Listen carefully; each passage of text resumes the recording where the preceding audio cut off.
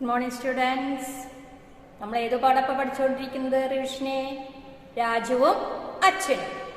രാജുവും അച്ഛനും തമ്മിലുള്ള സംഭാഷണമാണ് ആ പാഠഭാഗം അല്ലേ.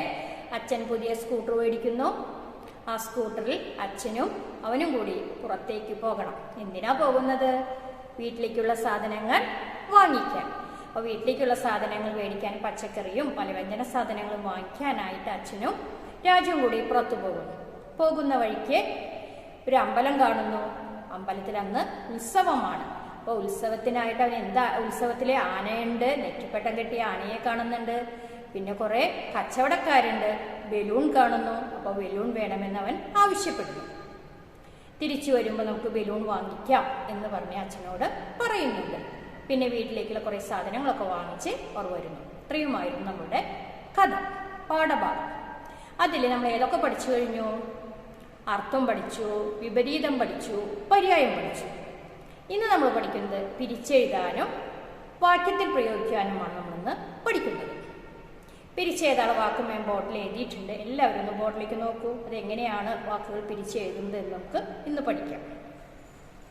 ഒന്നാമത്തെ വാക്ക് പിരിച്ചെഴുതുക. ഒന്നാമത്തെ വാക്ക് ഉത്സാഹത്തിലാണ്. ഒന്നാമത്തെ വാക്ക് ഏതാണ്? ഉത്സാഹത്തിലാണ്. അതെങ്ങനെ പിരിച്ചെഴുതുക? ഉത്സാഹത്തിൽ പ്ലസ് ആണ്. ഉത്സാഹത്തിൽ പ്ലസ് ആണ്. നമുക്ക് എഴുതാലോ. ഉത്സാഹത്തിൽ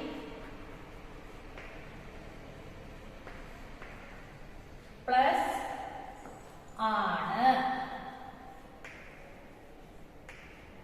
അടുത്ത പദോ കൗതുകമായി. കൗതുകമായി എങ്ങനെ പിരിച്ചെഴുത? കൗതുകം പ്ലസ് ആയി. കൗതുകം പ്ലസ് ആയി. അടുത്ത പദമോ പച്ചക്കറി.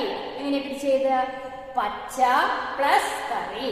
പച്ച പ്ലസ് കറി. പിരിച്ചെഴുതുമ്പോ കകാരം, അതായത് ഖ എന്നുള്ളത് ഒരെണ്ണേ വരുന്നു. ചേർത്ത് എഴുതുമ്പോൾ ഇരിക്കും.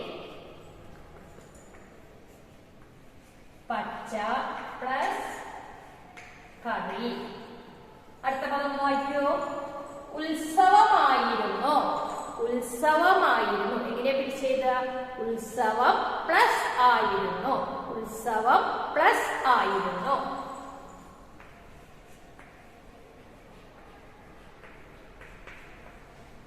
ആയിരുന്നു.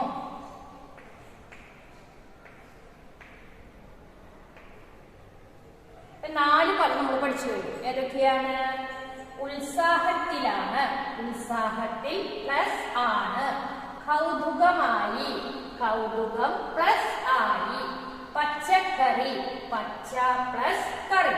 ഉത്സവമായിരുന്നു. ഉത്സവം പ്ലസ് ആയിരുന്നു. ഇത്രയാണ് നമുക്ക് പിരിച്ചെഴുതാനായിട്ട് ആ പാഠഭാഗത്ത് ഉള്ളത്. ഇനി നമുക്ക് വാക്യത്തിൽ പ്രയോഗിക്കാം. ഒരു വാക്ക് തരും. ആ വാക്ക് വെച്ച് നമ്മൾ സെന്റൻസ് ഉണ്ടാക്കണം. ഉത്സാഹം എന്ന് വെച്ചിട്ടുള്ള ഒരു സെന്റൻസ് പറയൂ. രാജുവിന് അച്ഛന്റെ കൂടെ പുറത്തു പോകാൻ ഉത്സാഹമായിരുന്നു അല്ലേ. അതേപോലെ വേറൊരു പദം പറഞ്ഞേ. ഉത്സാഹം. എനിക്ക് പാട്ട് കേൾക്കാൻ ഉത്സാഹമായിരുന്നു അല്ലെ. കഥ പറയാൻ നല്ല ഉത്സാഹമായിരുന്നു എന്നൊക്കെ നമ്മൾ പറയില്ലേ. ഉത്സാഹം എനിക്ക് ചെയ്യാനുള്ള ഒരു താല്പര്യമാണ്. അതിനെയാണ് നമ്മൾ ഉത്സാഹം എന്ന് പറയുന്നത്. ചട്ടം കെട്ടുക, ഏർപ്പാടാക്കുക. ചട്ടം കെട്ടുക എന്ന വാക്കിന്റെ അർത്ഥം ഏർപ്പാടാക്കുക. അപ്പു സിനിമയ്ക്ക് പോകാൻ അമ്മയോട് ചട്ടം കെട്ടി. അപ്പു സിനിമയ്ക്ക് പോകാൻ അമ്മയോട് ചട്ടം കെട്ടി. അപ്പൊ നമുക്ക് വാക്യത്തിൽ പ്രയോഗിക്കാനും പഠിച്ചു, പിരിച്ചെഴുതാനും പഠിച്ചു. ഇന്നത്തെ ക്ലാസ് ഇവിടെ അവസാനിക്കുകയാണ്. അടുത്ത ഭാഗവുമായി അടുത്ത ക്ലാസ്സിൽ കാണാം. നന്ദി.